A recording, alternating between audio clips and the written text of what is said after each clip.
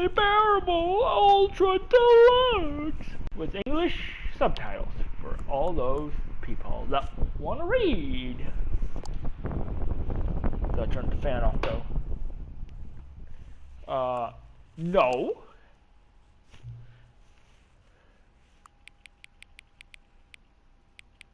No, don't tell me how to play a game. I'll do whatever I want. Current time.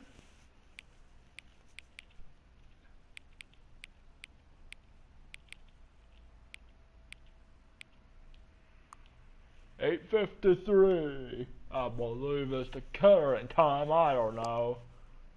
I don't know anymore. I wasn't paying attention to the clock. Okay.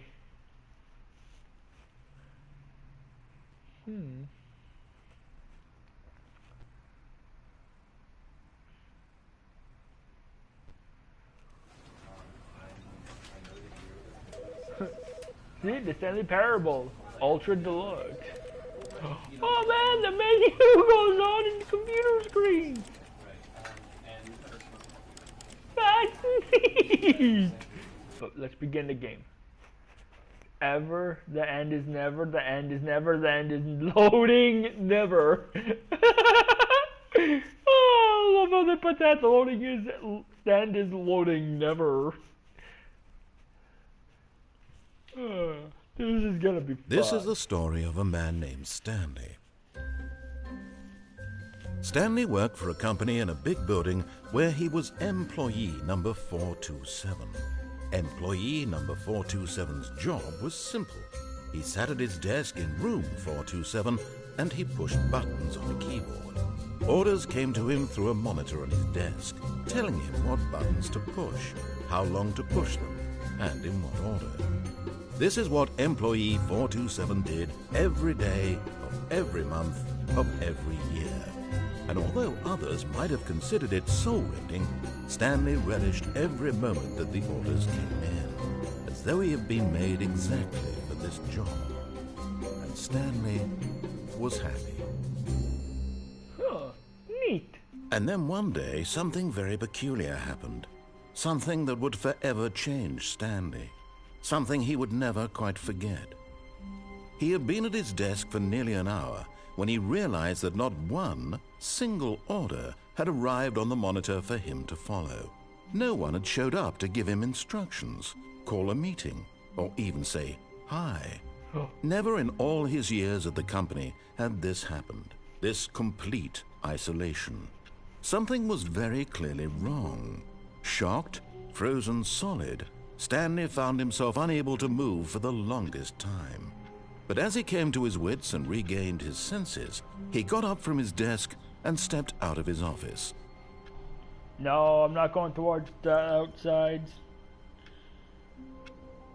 I will never go outsides. Never, ever, evers go outsides. Why?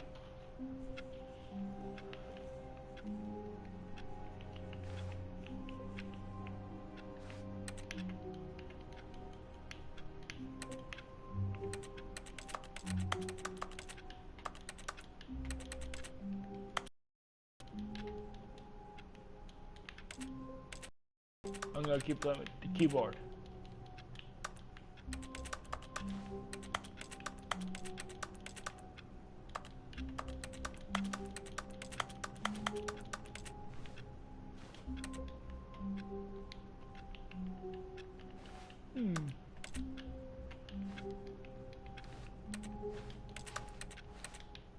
I wanna not go out.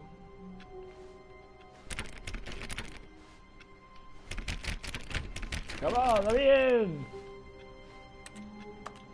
429.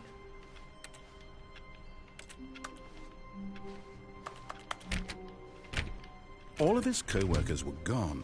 What could it mean? Stanley decided to go to the meeting room. Perhaps he had simply missed a memo. No, I'm gonna go back in my room.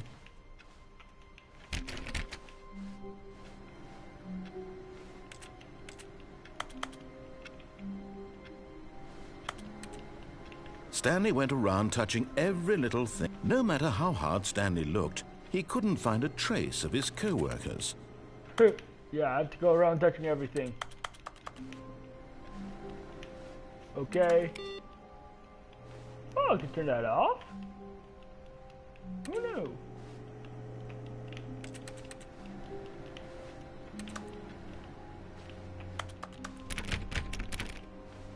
I want out, but I also want in. Painting. I want to jump out the window tonight.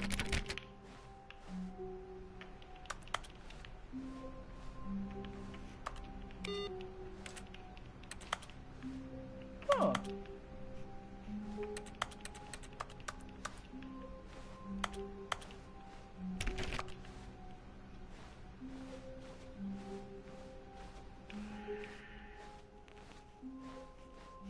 No, I can't get in there through here.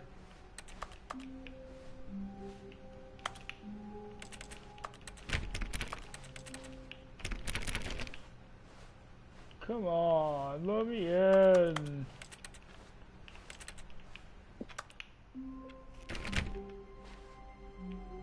Ah, vent. I could be sus. So sus indeed.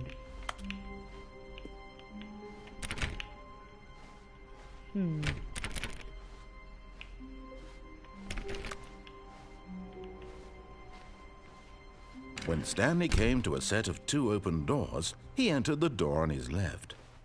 Was it this door? I don't know. Probably.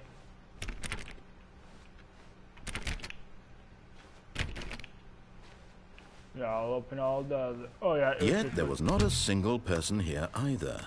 Feeling a wave of disbelief, Stanley decided to go up to his boss's office, hoping he might find an answer there.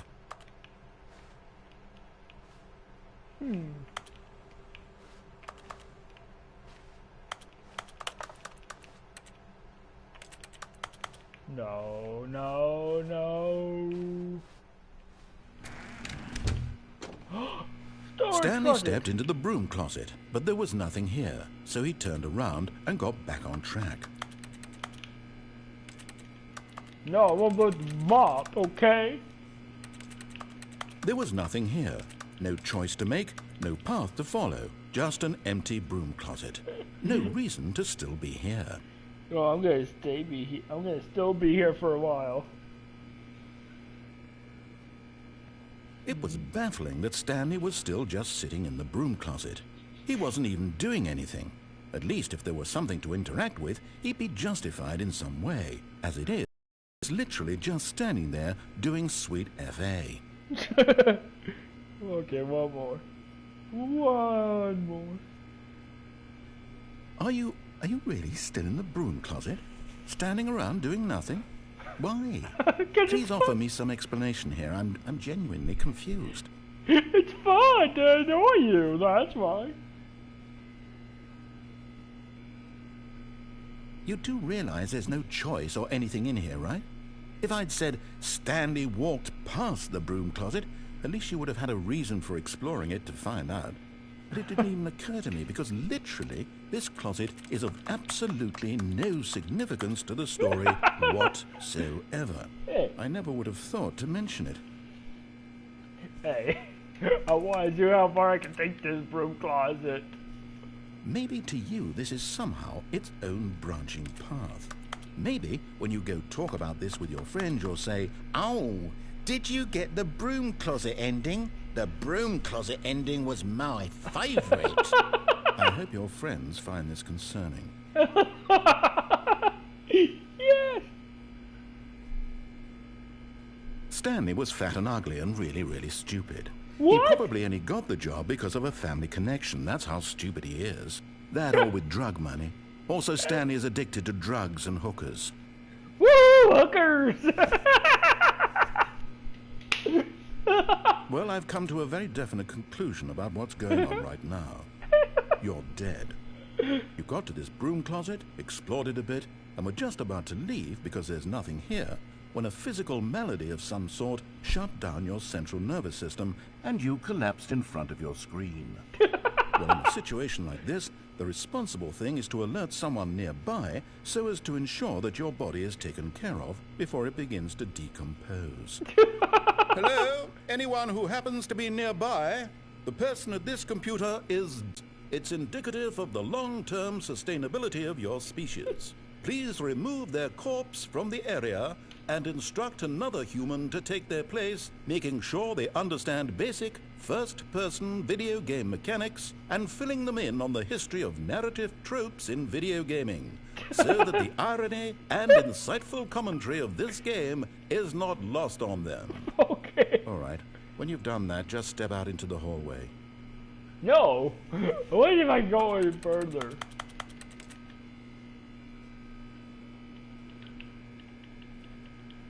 Yay! I'm a ballerina! This is fun!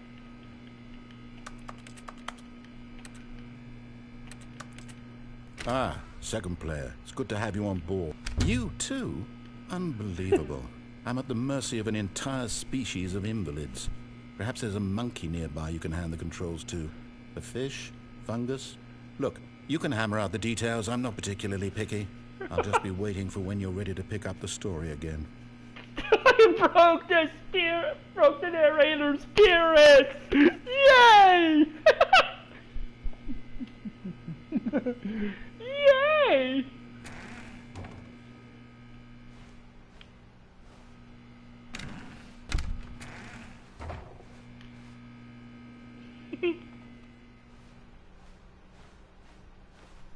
Coming to a staircase, Stanley walked upstairs to his boss's office. No, go down.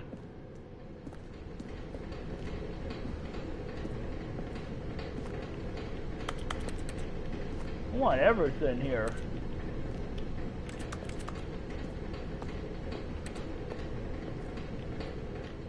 But Stanley just couldn't do it. He considered the possibility of facing his boss. Admitting he had left his post during work hours, he might be fired for that. And in such a competitive economy, why had he taken that risk? All because he believed everyone had vanished? His boss would think he was crazy. And then something occurred to Stanley. Maybe, he thought to himself, maybe I am crazy. All of my co-workers blinking mysteriously out of existence in a single moment for no reason at all? None of it made any logical sense. And as Stanley pondered this, he began to make other strange observations. For example, why couldn't he see his feet when he looked down? Why did doors close automatically behind him wherever he went? And for that matter, these rooms were starting to look pretty familiar. Were they simply repeating? No, Stanley said to himself, this is all too strange. This can't be real. And at last, he came to the conclusion that had been on the tip of his tongue. He just hadn't found the words for it. I'm dreaming, he yelled. This is all a dream. Oh, what a relief Stanley felt to have finally found an answer, an explanation.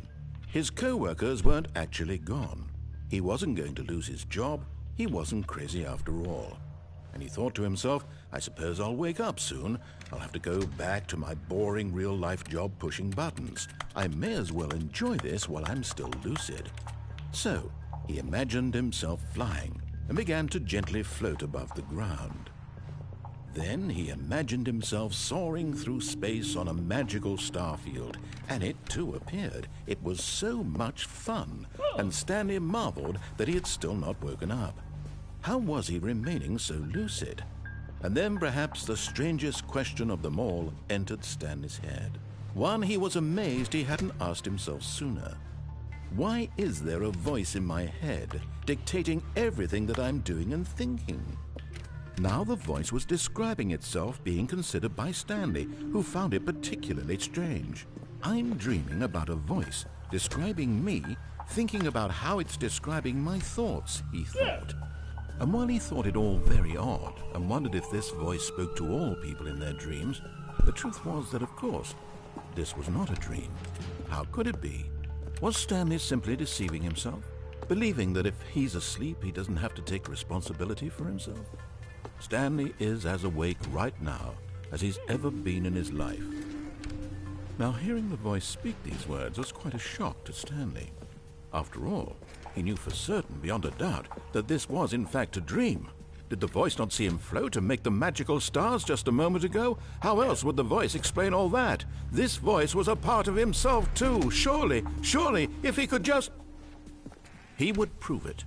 He would prove that he was in control, that this was a dream. So he closed his eyes gently, and he invited himself to wake up. He felt the cool weight of the blanket on his skin, the press of the mattress on his back, the fresh air of a world outside this one. Let me wake up, he thought to himself. I'm through with this dream. I wish it to be over. Let me go back to my job. Let me continue pushing the buttons. Please, it's all I want. I want my apartment, and my wife, and my job. All I want is my life exactly the way it's always been.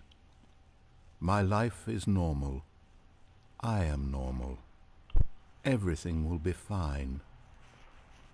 I am okay.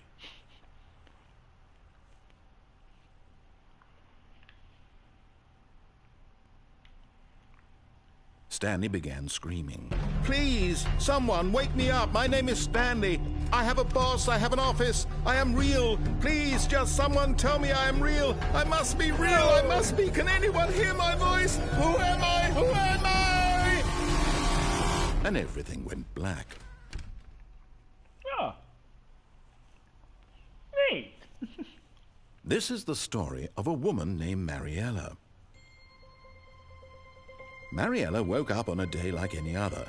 She arose, got dressed, gathered her belongings, and walked to her place of work.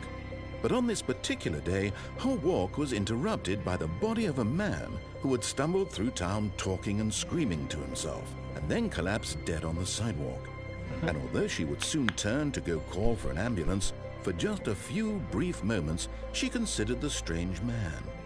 He was obviously crazy, this much she knew. Everyone knows what crazy people look like. And in that moment, she thought to herself how lucky she was to be normal. I am sane. I am in control of my mind. I know what is real and what isn't. It was comforting to think this, and in a certain way, seeing this man made her feel better. But then she remembered the meeting she had scheduled for that day. The very important people whose impressions of her would affect her career, and by extension, the rest of her life. She had no time for this, so it was only a moment that she stood there, staring down at the body. And then she turned and ran.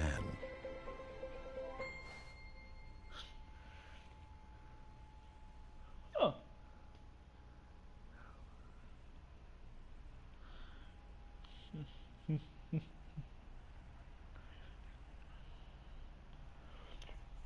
That was hilarious. I want to see how far you can get by pushing the narrator in the main room.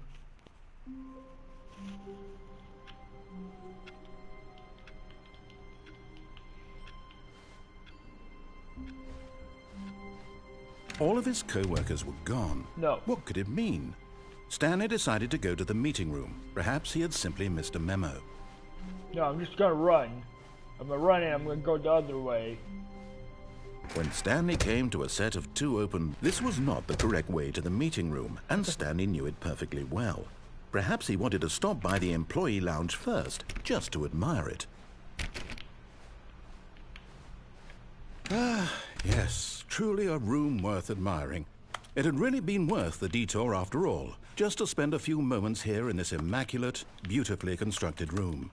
Stanley simply stood here, drinking it all in. Yeah, I'm gonna go to a machine. Cold drinks. Yes, really, really worth it being here in the room. A room so utterly captivating that even though all your co-workers have mysteriously vanished, here you sit looking at these chairs and some paintings. Really worth it. Well, the pop machine. At this point, Stanley's obsession with this room bordered on creepy and reflected poorly on his overall personality. It's possible that this is why everyone left. Probably.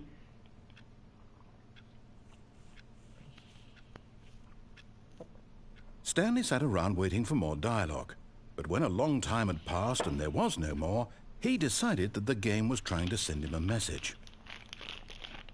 Just stay longer! What? You gotta stay longer if there's no messages, okay?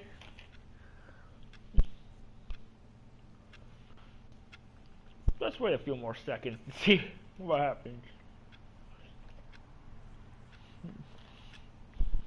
Fine, I'll get going. But at last, he'd had enough of the amazing room and took the first open door on his left to get back to business. No, I'm going straight. Stanley was so bad at following directions, it's incredible he wasn't fired years ago.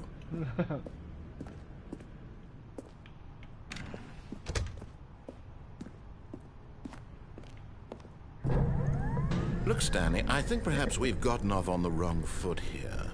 I'm not your enemy, really, I'm not. I realize that investing your trust in someone else can be difficult, but the fact is that the story has been about nothing but you all this time. There's someone you've been neglecting, Stanley. Someone you've forgotten about.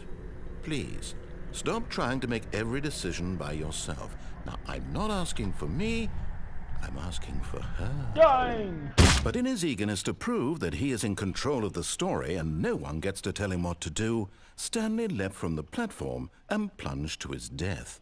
Good job, Stanley. Everyone thinks you are very powerful.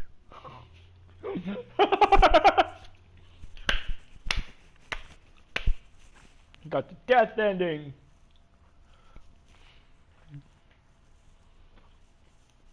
Two endings on stream. How lucky.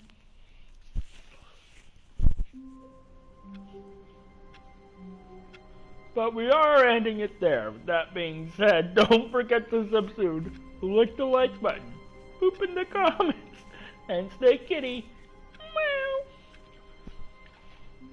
And with that being said, I'll see you all next flippy floppy stream. And peace out.